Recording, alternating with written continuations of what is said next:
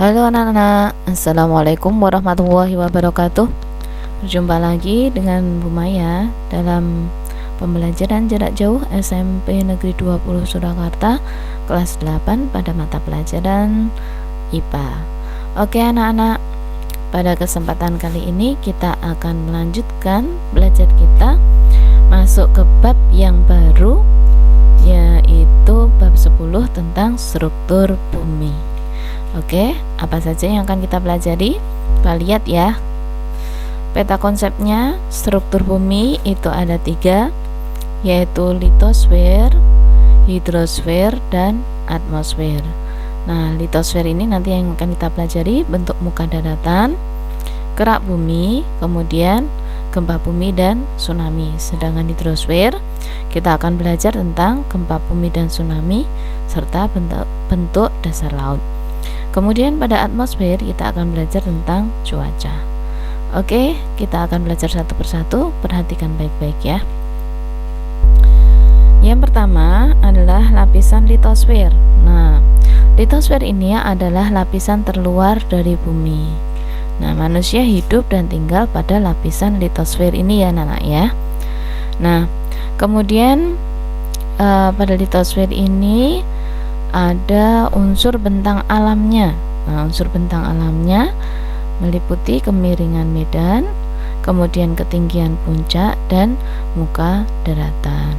Oke. Bentuk permukaan daratan itu ada dataran rendah ya. Dataran rendah seperti di Kota Solo, ini termasuk dataran rendah ya anak-anak ya. Kemudian ada dataran tinggi, yaitu daratannya melandai yang terletak di pegunungan, misalnya adalah dataran tinggi Dieng misalnya ya. Kemudian ada lembah, ada ngarai, kemudian ada bukit, ada gunung, dan ada pematang. Nah, ini adalah bentuk-bentuk permukaan daratan. Oke, lanjut. Kemudian kalau bentuk dasar laut bagaimana? Nah, bentuk dasar laut itu ada yang namanya paparan anak-anak. Paparan ini adalah dataran yang terhampar di tepi benua, landai dan membentuk dangkalan. Nah, jadi dia terletak di sini ya. Kemudian ada lereng benua yang melandai ke laut sampai ke dasar cekungan. Kemudian ada cekungan. Nah, cekungan ya, ini namanya cekungan.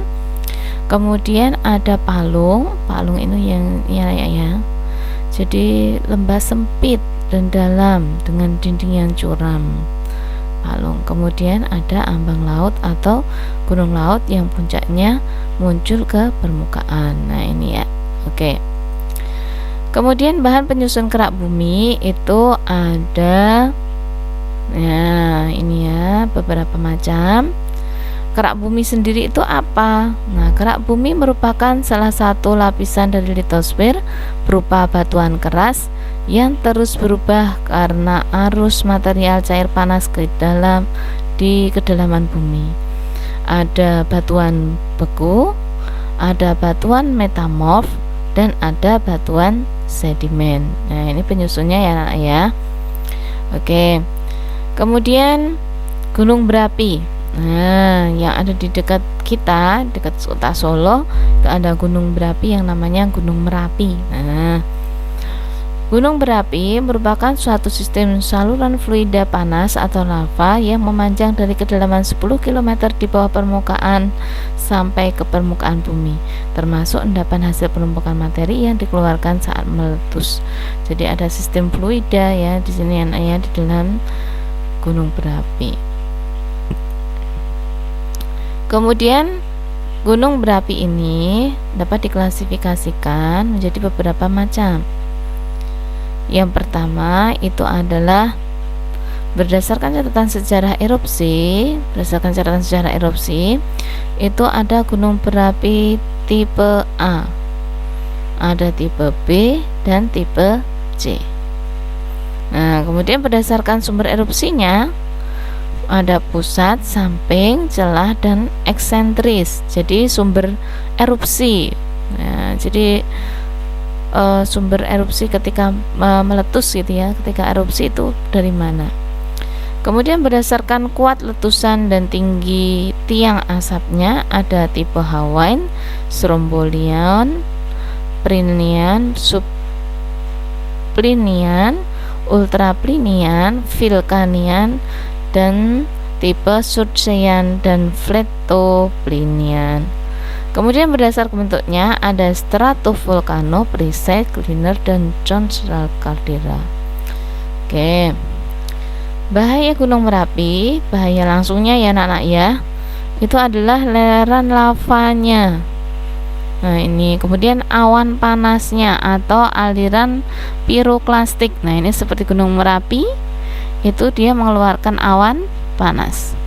Kemudian ada jatuhan piroklastiknya, lahar letusan, gas vulkanik beracun. Nah ini bahaya langsungnya. Secara tidak langsung bisa terjadi lahar hujan, banjir bandang, longsoran vulkanik. Nah, kemudian tingkat isyarat gunung berapi di Indonesia itu ada gunung berapi yang normal, jadi tidak beraktivitas ya. Kemudian waspada, siaga, awas. Jadi ini paling tinggi adalah si awas ini ya. Maka kalau ada awas ini berarti gunungnya meletus. Oke. Nah sekarang gempa bumi. Gempa yang kuat di dasar laut dapat menyebabkan tsunami. Nah seperti yang ada di Aceh, Nanglo Aceh Darussalam ya, pada waktu tahun 2006 ya kalau nggak salah terjadi tsunami. 2004 atau 2006 terjadi tsunami ya. Kemudian istilah terkait dengan gempa ada hipocentrum, itu adalah sumber yang menyebabkan gempa di bawah lapisan tanah. Nah di bawah lapisan tanah namanya hipocentrum. Kalau epicentrum itu titik di permukaan bumi tepat di atas titik pusat gempa. Nah seismograf itu alat untuk mencatat getaran permukaan dan gempa bumi. Nah kemudian kita belajar tentang cuaca. Nah, troposfer merupakan lapisan atmosfer yang paling bawah, paling dekat dengan permukaan bumi, tempat terjadinya berbagai peristiwa cuaca. Ya, ini ya. Jadi, troposfer. Kemudian cuaca adalah keadaan udara dalam waktu tertentu pada tempat tertentu.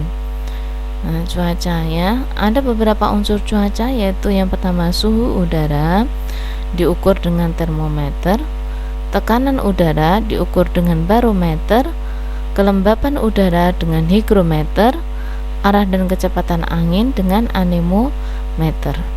Nah, kemudian ada istilah awan juga ya Nana ya. Awan itu adalah uap air jenuh yang terkondensasi pada ketinggian tertentu. Nah, kemudian ada curah hujan, ada hujan konveksi, hujan pegunungan, dan frontal. Nah, ini ya anak-anak ya. Jadi troposfer pada lapisan atmosfer semacam ini, aurora, cahaya kayak gitu. Kemudian macam-macam ini. Kemudian macam-macam awan. Nah, di sini sudah ada macam-macam awan berdasarkan ketinggiannya. Ada awan rendah, awan menengah, dan awan tinggi. Oke. Baiklah anak-anak, mungkin pelajaran kita pada hari ini Bu Maya cukupkan sekian. Semoga bisa bermanfaat. Kemudian selamat belajar dan see you pekan depan. Terima kasih atas perhatiannya. Wassalamualaikum warahmatullahi wabarakatuh.